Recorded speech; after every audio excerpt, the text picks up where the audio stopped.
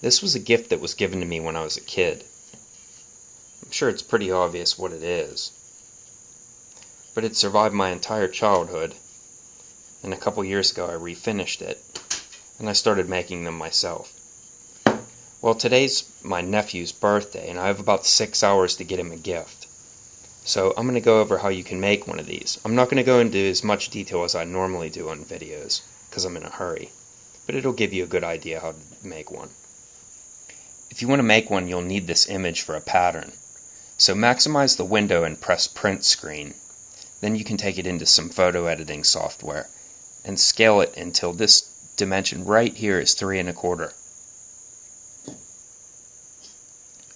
Trace your pattern onto a nice clear piece of 2x4 and then cut it out with a jigsaw or a bandsaw or a scroll saw or whatever means you can find to get it to be in this shape.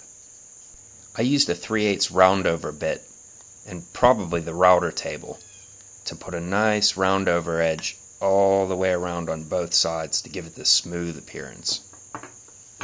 I also bore out the center with a 1-inch spade bit,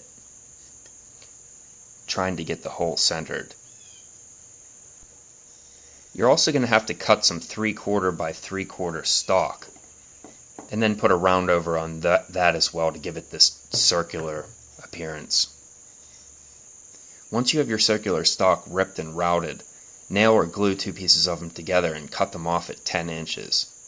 9 inches if they're for younger kids. This project requires a lot of hand sanding. Lucky for me, I had these pieces laying around ready since I'm in a hurry. I sanded it down to 220, and now I'm going to use a real walnut stain. This should give it that genuine gun stock appearance.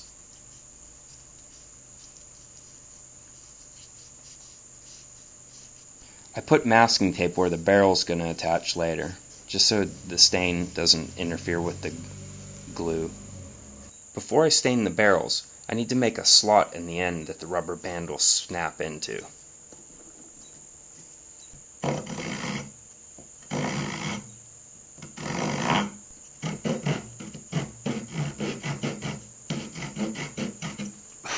The slot is about an 1/8 inch wide and about a 1/16 of an inch deep. Be sure to sand it nice and smooth so that the rubber bands don't break. When we look up close, you can see that I rounded the barrels right here by sanding them on the corner, so that when the rubber band exits, it doesn't get snagged on this corner. Now I can go ahead and stain my barrels. I'm using Minwax Golden Oak because I think it'll give me a nice contrast.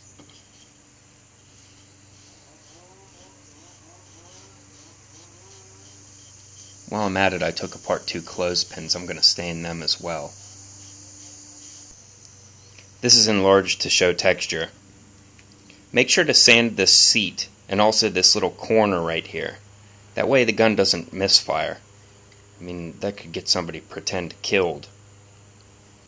Okay, time to fasten both halves together.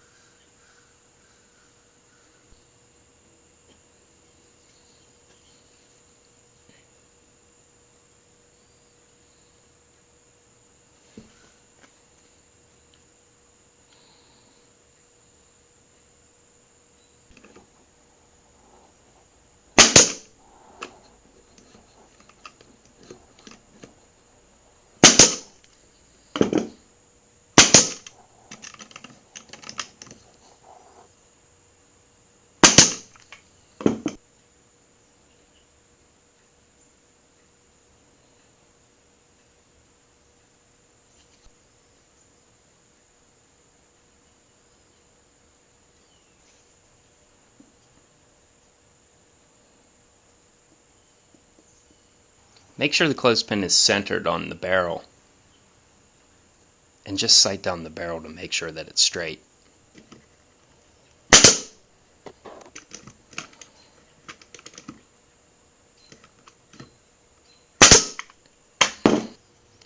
Well, it's ready to be lacquered now, but I just have to try it out first.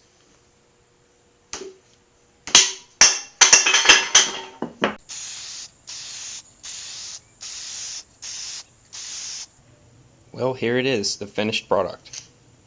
And the lacquer is just about dry, just in time.